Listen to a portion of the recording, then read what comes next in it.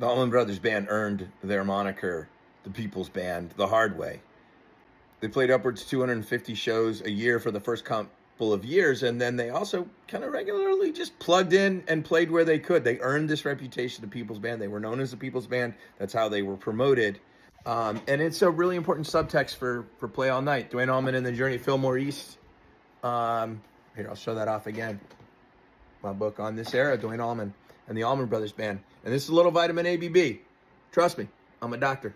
They end up touring around the country. They did 300 shows a year, and they regularly would set up and, 300 days a year on the road, 200 shows a year. And honestly, there's a ton of free shows where they would just set up gear and play, especially in 69 and 70, that we have no documentation of. Really no idea how many shows they played, but it was a lot.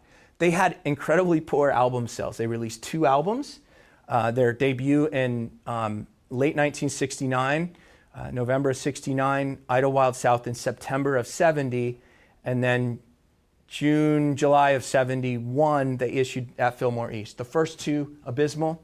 I don't think that they topped a grand total of 100,000 units together. This was their only option, was to record a live album.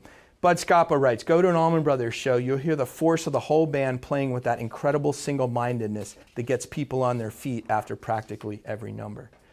But that was not the case from their first 2 records. Then they released at Fillmore East.